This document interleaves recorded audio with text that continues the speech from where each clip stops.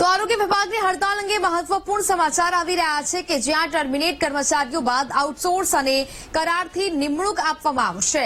Female health worker, multipurpose health વર્કરની કરાર આધારિત નિમણૂક માટે મંજૂરી માંગવામાં આવી છે। સુપરવાઇઝરની કરાર આધારિત નિમણૂક માટે મંજૂરી માંગી છે। જિલ્લાવાર દરખાસ્તો આરોગ્ય વિભાગને મોકલવામાં આવી છે। કેટલાક જિલ્લાઓમાં કર્મચારીઓ કામ પર પરત ફર્યા હોવાનો પણ સરકારે દાવો કર્યો છે।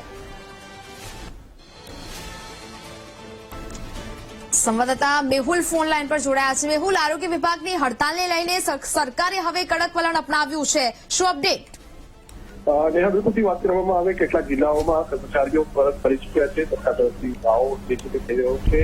અમદાવાદ, ખેડા, દક્ષિણ ગુજરાતના અનેક જિલ્લાઓ જે છે કે જ્યાં કર્મચારીઓ પોતાના કામ પર પરત ફર્યા છે અને તેની વચ્ચે એક બાબત સામે આવી છે કે જે એક લેટર જે છે તે પણ ફરતો થયો છે। આ લેટર જે છે તેની અંદર કરાર આધારિત જે કર્મચારીઓ છે આરોગ્ય વિભાગના FHW છે, FDHW છે, FDHS જે છે આ જે લોકો અત્યારે લડત કરી રહ્યા છે તેમને ટર્મિનેટ કરવામાં આવે છે। તેની જગ્યાએ નવા કરાર આધારિત આઉટસોર્સથી નિમણૂક કરવા માટેની પણ કાર્યવાહી હાથ ધરવામાં આવી છે।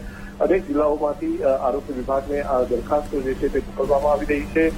કેટલા MPHW, FHW અને FHS, FDHS લેવા તે અંગેની આ દરખાસ્તો લેખિતમાં જે છે તે આપવામાં આવી રહી છે। આરોગ્ય વિભાગની મંજૂરી બાદ કરાર આધારિત જે નિમણૂકો જે છે તે કરવામાં આવશે।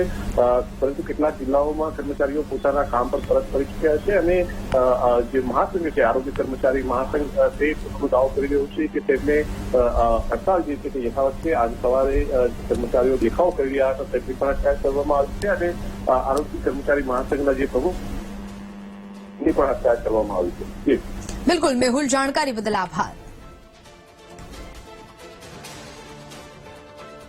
તો કેટલાક જિલ્લાઓમાં કર્મચારીઓ કામ પર પરત ફર્યા હોવાનો પણ સરકાર દાવો કરી રહી છે। આરોગ્ય વિભાગની હડતાલ અંગે સરકારે હવે કડક વલણ અપનાવ્યું છે।